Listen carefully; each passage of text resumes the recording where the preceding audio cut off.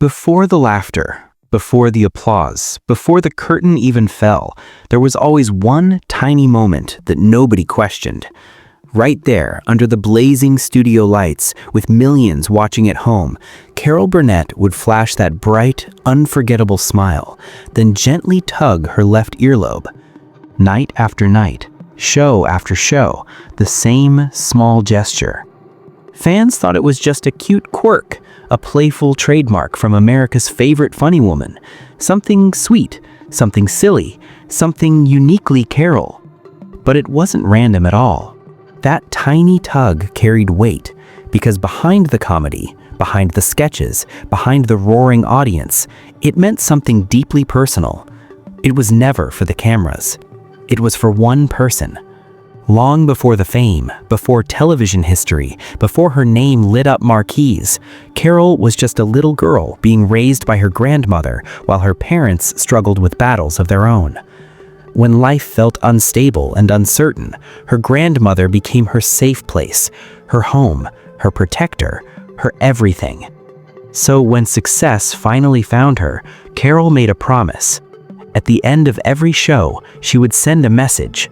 No words, no spotlight, no explanation, just a simple tug on her ear that quietly said, "Grandma, I'm okay. I love you. This is for you." What millions saw as a charming habit was actually a secret signal traveling through the airwaves, a private act of gratitude hidden in plain sight. Proof that even the biggest stars still carry the smallest pieces of home with them. And somehow, that little gesture makes her legacy even more beautiful. Because the greatest performances aren't always the jokes. Sometimes they're the love stories no one notices. Everyone knows Carol Burnett as the queen of comedy, the woman who made millions laugh until their sides hurt, the legend who broke barriers, collected awards, and helped shape television history. But behind the bright lights and roaring applause, there was another story few people ever saw. A quiet, painful one. While the world was laughing, her heart was breaking. For years, fans asked themselves the same question. Was she really as happy as she seemed? Or was the laughter just a mask? A shield? A performance hiding a lifetime of hurt?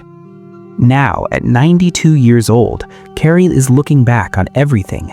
The fame, the jokes, the standing ovations, and finally speaking about the weight she carried when the cameras stopped rolling. Because being the one who saves everyone else can be lonely. She helped a nation smile, yet she couldn't protect her own daughter from the darkness that took her away.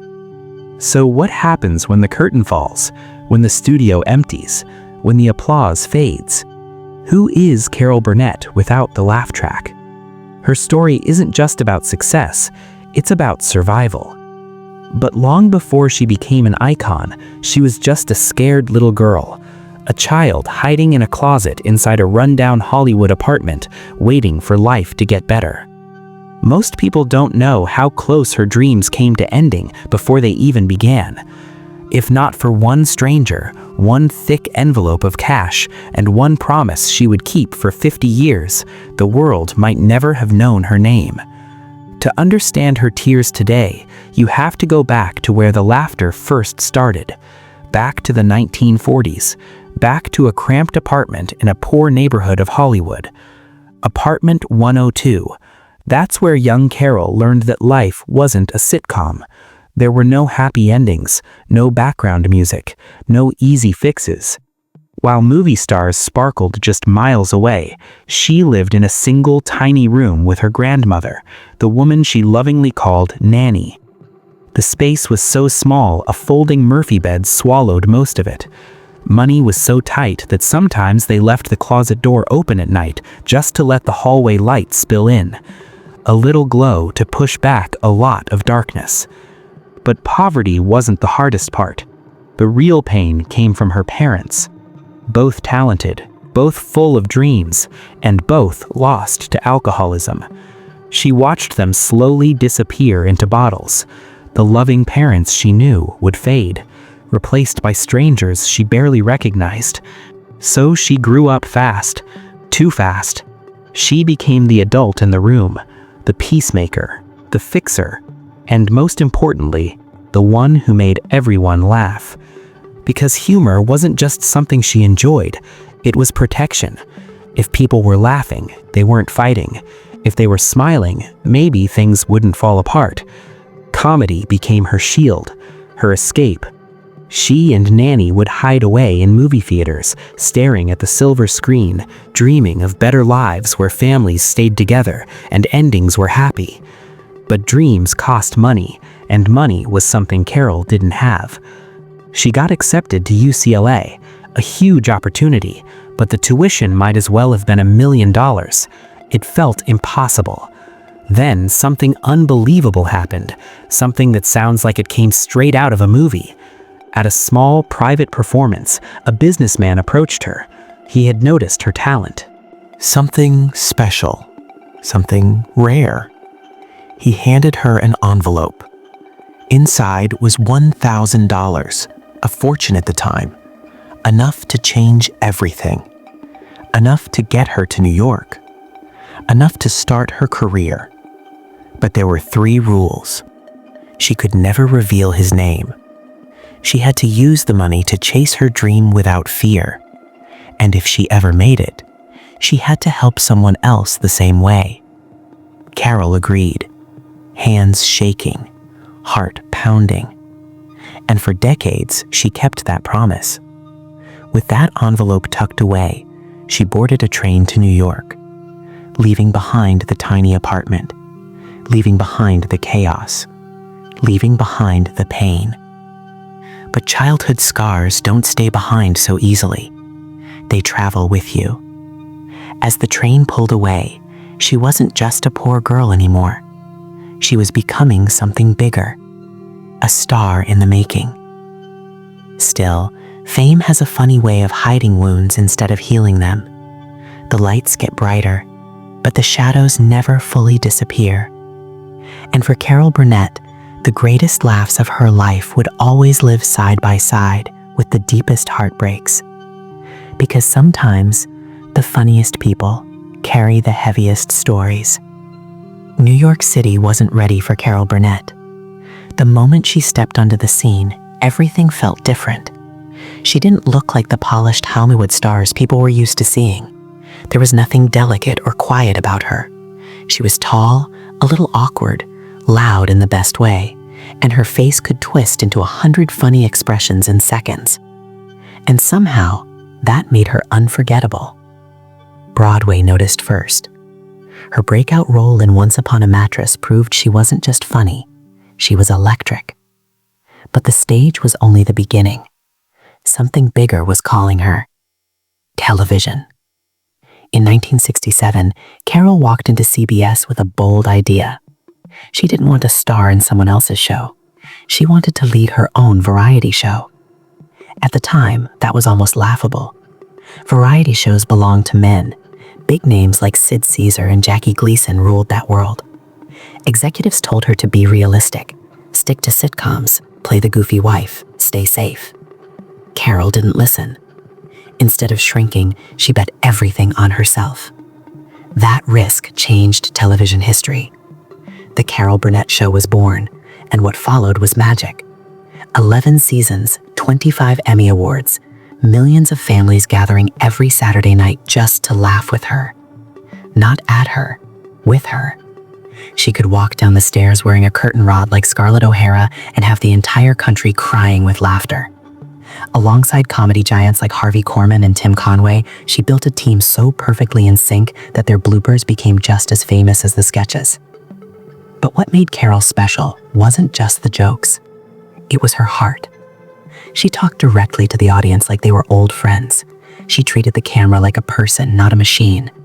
At a time when the world felt chaotic and tense, she became comfort, warmth, home. She felt untouchable. And that's exactly why the tabloids came for her. In 1976, the National Enquirer printed a cruel story. They claimed Carol had been drunk and causing a scene in a restaurant with Henry Kissinger. For most celebrities, it would have been annoying gossip. For Carol, it cut deep. Alcohol wasn't funny to her. It wasn't harmless. She had watched it destroy her parents. She had promised herself she would never let that poison into her life.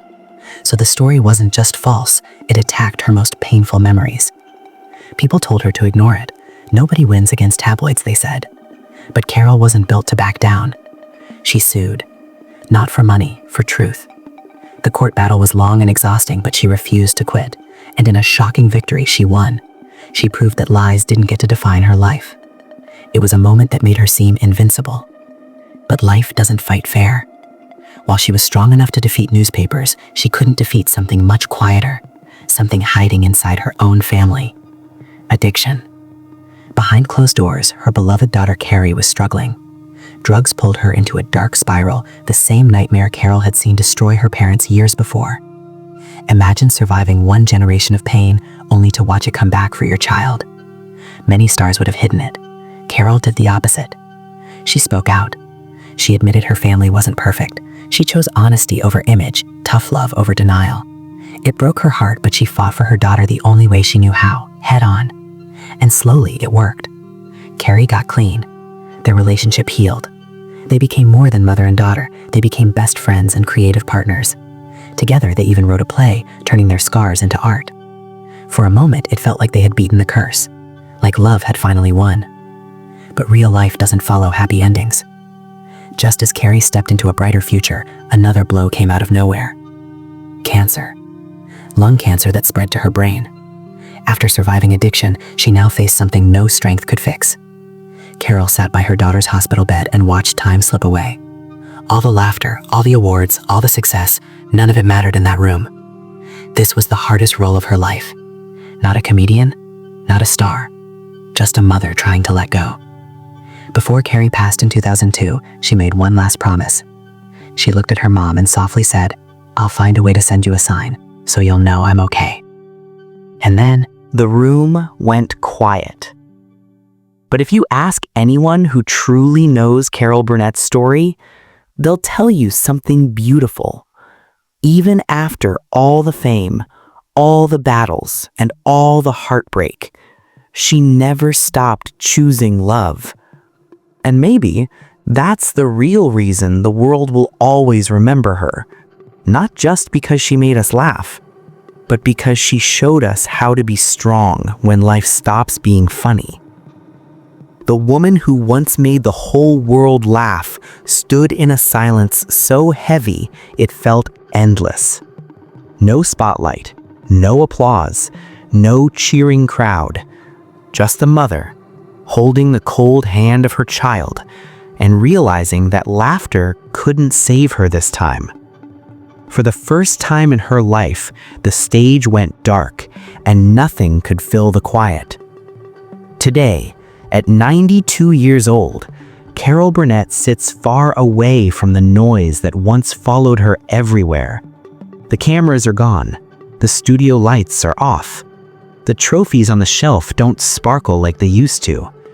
They just sit there, still, cold, meaningless.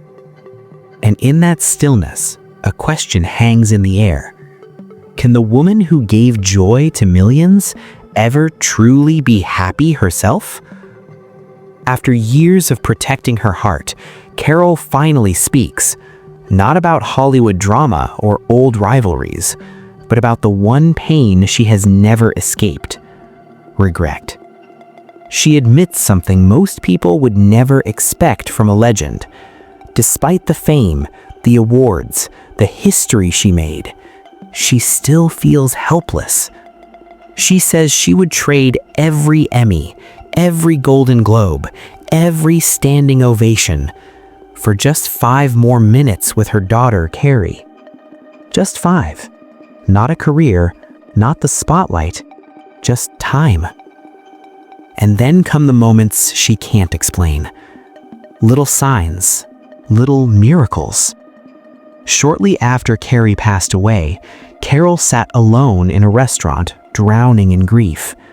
Out of nowhere, a stranger walked up and gently placed a bouquet of birds of paradise on her table.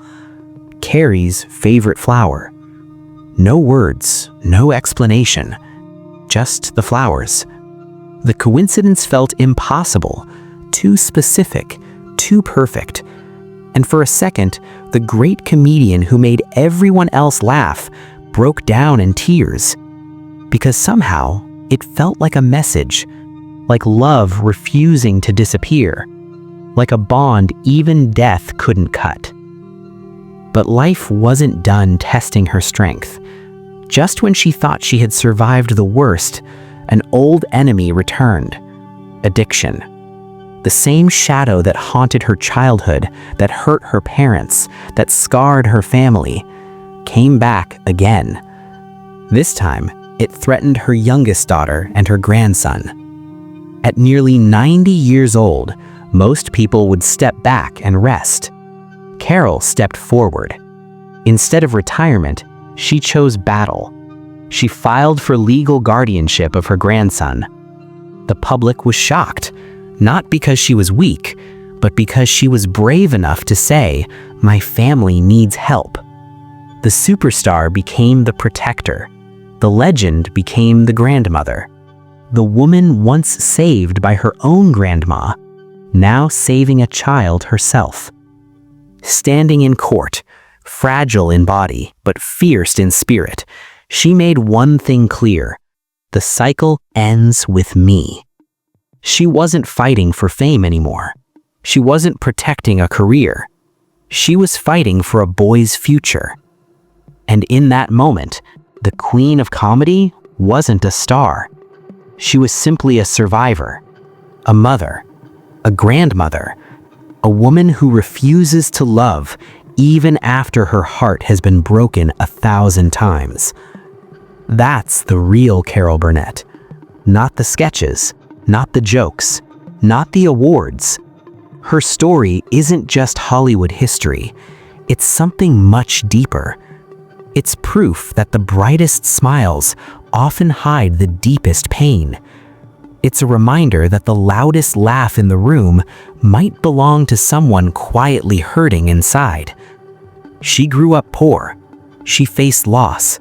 She buried a child. She carried regret. And still, she chose laughter, not to hide from life, but to survive it. Because sometimes laughter isn't comedy. Sometimes it's courage.